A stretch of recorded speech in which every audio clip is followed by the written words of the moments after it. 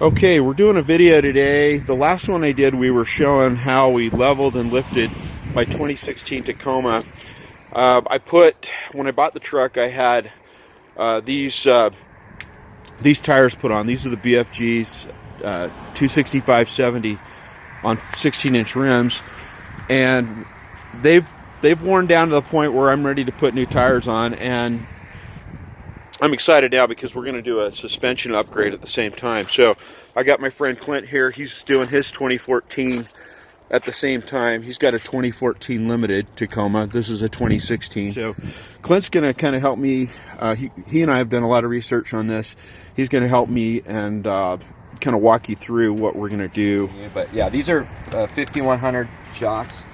And they're paired with the Old Man Emu. These are the 888. That's right, springs. 888.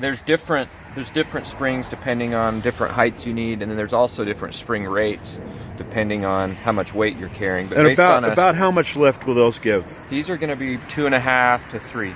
Somewhere between 2.5 and 3. So if you don't want as much, you can go with like an 887, right, or an 885. An 887 or an 885, yeah. So on these. On the Tacomas too, it's common that the driver's side will lean when it's done, so that they have this top plate spacer that you can put on. It actually goes on underneath these bolts, but that just corrects the lean with the gas tank and all that. It'll lean a little bit onto the driver's side, so that 1/4-inch spacer will fix that. And then we chose to go with the blocks on the back of ours, and there's a lot of people that like add leafs, and those are great. And there's full leaf packs you can get as well, but the factory ride quality on ours was fine, and these. So I decided to go with the 2-inch blocks. And then we also are replacing the drive shaft bushing. I'm sorry, not the drive, the CV bushing. The needle, in the front differential, the needle bearing. The needle bearing. That's a problem with Tacomas once you lift them. And that's just that's like a $60 part, but that's a good idea because it'll save you a repair down the road. Yeah. Those tend to go bad, so while it's apart, it's a good idea to do it. And then we'll go in now, and we're going to go into the shop, see how Clint's truck is coming. He's doing a similar lift on his 2014, so we're going to go in there now and take a look at that. All right, we're here in the shop. We got Clint's. This is his 2014, but we're doing a lot of the same things to mine. So Clint, what do you got here for us? So just real quick, so this is basically installed. So this has got the new coilover installed here. I'm running the Bilstein 887s. I've got a Gen 2 on the, the OME 887s on the Bilstein 5100. So mine are 888s, yours are 887s. Now I'm going to get a 3-inch lift on mine with the 887s just because of the Gen 2. So the Gen 2 and 887 will give you a 3-inch? A 3-inch, yeah. Cool. Approximately, thereabouts. So one thing to point out though, so this is my factory upper control arm. We're replacing it. I'm going to put on the new light racing Spc. This is nice because you can adjust here for the proper geometry for the alignment, where you can't do that on other control. Yeah, that's an adjustable one there, right? Yeah. One thing to keep in mind though, just when you go to pull off the factory upper control arm, make sure you get an extra set of bolts to attach it, because the way the factory installs these, when you go to pull the bolt out, it hits the frame here, and you can't. There's no way to get it out. So we have to cut that. We have to cut that bolt to be able to get it out. So just heads up, buy an extra set of bolts. They're cheap, but it's going to be. So that's the front end. Yeah, that's the front end, and they've already got your struts installed right here, and that's just really straightforward. New springs, new shocks. Yeah. Cool. Along the back here. And just show this here. So this, we got the back all finished, but this is the 275/70 17. There's a lot of talk online about 10-ply and E-load versus C-load and 6-ply tires. I'll be honest, I could not tell the difference between these and the 6-plies that I had on previously in the smaller size. So I think people are way overthinking it online. I think. And there's maybe 7 to 10 pounds difference in those tires. Yeah, it's not a lot. So. And the other thing with these, the 275/70s, these are on the Trd Pro Wheels, so the width of them is slightly smaller than a 285, and it's going to wear better on this TRD Pro rim than maybe a 285. Yeah, I'm doing the TR. I'm changing my off-road rims to the 17-inch. I like my off-road rims, but I'm going to these as well, simply because I think you have so much better tire choices in the 17-inch than you do in the 16. Up underneath here, you see I've got the 2-inch block in the back, and I went with the extended brake lines and a extended length shock. So this is the RCD shock that Bilstein makes special. And that's a little bit better for more. You get more off-road travel if you get it. But you got to make sure if you're going to go with this extended length shock, you cannot go less than 2-inch on the block. Otherwise, you're going to have the shock's too long when it's in the compressed state. So I had to go 2-inch on this in order to get this shock to work. If for some reason when it's done, if my back end is a lot higher than I want, I'm actually going to lift my front end even more with an additional pot plate spacer. In a little bit, huh? Yeah. So now I did this just as a preventative. I have no idea if we're going to have any driveline vibration at all, but we added the shim here. This is the carrier bearing shim. Drops this carrier bearing mount just a little bit. This is going to correct the driveline angle, so it's going to help eliminate any vibration that might come from here. And that's just a little spacer that goes in there. That's a really easy, inexpensive way to just correct that driveline angle coming back. What is that, about a 1/4 inch or so? Yeah. Perfect. And that's pretty much it. We're just waiting on the bolts that we had to cut for the upper control arms to get this thing done, and this thing will be done, and we'll get yours on the rack and get it done. And we'll show you kind of the before and after. So let's get this one finished up, and we'll get to the other one. Sounds good.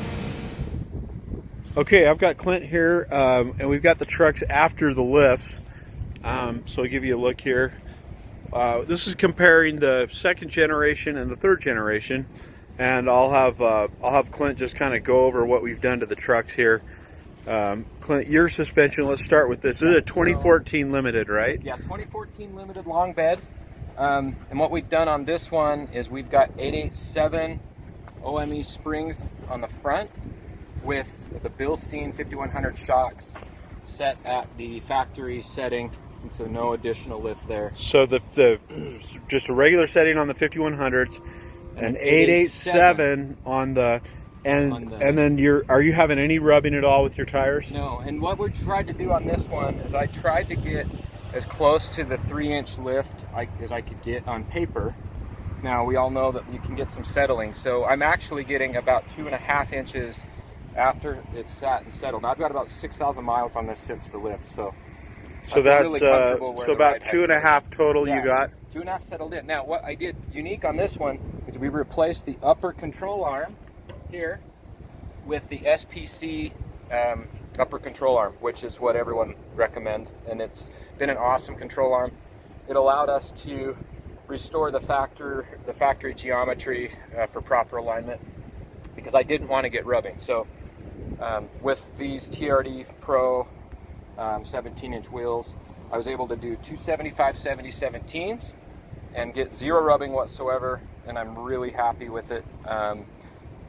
If I were doing it all over again, however, I would probably have added the extra 1/4 inch spacer on top of the coil, just so that it gets me to the 3-inch, because I can certainly handle it, but I'm not going to complain. I have great ride quality, and it feels absolutely wonderful after the alignment.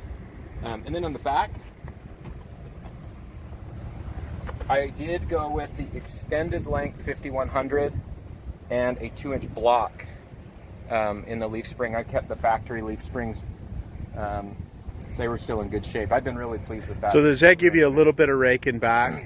A little bit, yeah. I've got about an extra inch of rake in the back, which I like. I don't mind it. Yeah. One thing to mention in the front, we also replaced the East Coast Gear Supply bushing and replaced the needle bearing in the front differential, just to avoid any issues later. That was pretty serious. And that wasn't a very expensive part. No. But based on doing some online research, it's highly recommended. Totally. Yeah. It will save you trouble down the road.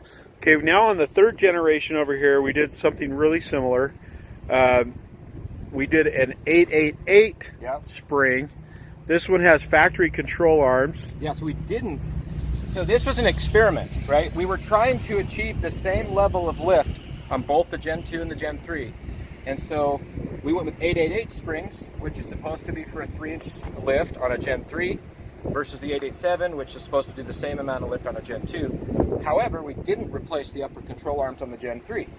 And I was a little suspect of that. I thought that with given the lift height that we'd have some alignment issues. But Gary, this is your truck. You've been driving it also for 5,000 miles, so. Yeah, I haven't noticed any problems with alignment. Obviously, no rubbing. These tires are slightly different. They're a 255/75, which I like because it's a C-rated tire, which is it's a little softer and a little bit lighter weight. But they're really close. They're about 0.8-inch difference in height. The 255s are just 0.8 inches, not quite as high.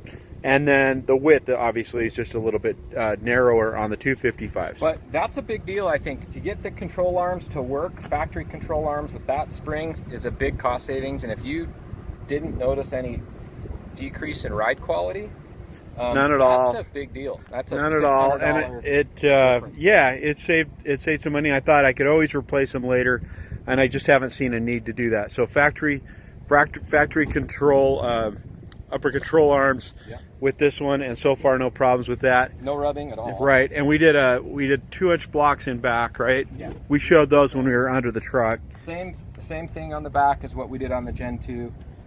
Great way to go. Honestly, I think the blocks are a great way to go if you're not trying to deal with adding load capacity to your bed. Mm-hmm. So in that case, add a leaf is good. If you didn't do the block, I think the full leaf replacement is probably the way to go. Right. But on these newer trucks, the leaves aren't worn out, and I just think the block is a great way to keep a lot of that geometry the same. And if you're not going to lift your truck 4 inches, axle wrap, things like that aren't really a concern if you only have a 1-inch block out there anyway. So, yeah. So this lifted at about 2.5 inches. Yeah. Restored the factory rake. I had the 5100s adjusted up before I did this.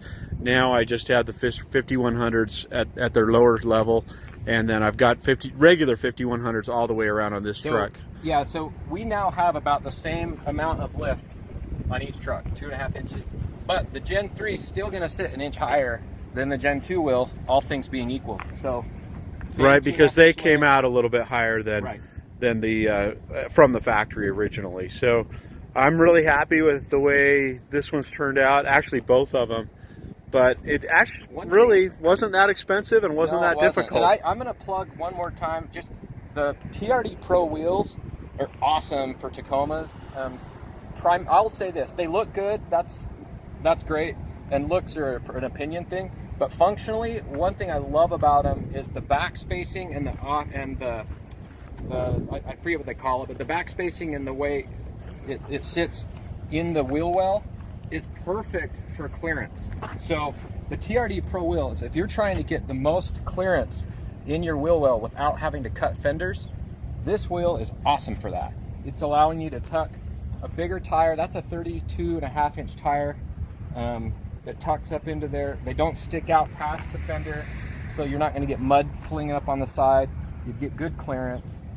Great for articulation and wheel travel, so that's certainly something to take away. Yeah, and that's Toyota equipment. I think that's the one they use on the 4Runners, right? Yeah, it's on the 4Runner Trd Pro. It's a 17-inch wheel, which gives you a lot better choice of tire selection as well. Overall, really happy. If you have questions, go ahead and put them in the comments, but we're really happy with the way it turned out.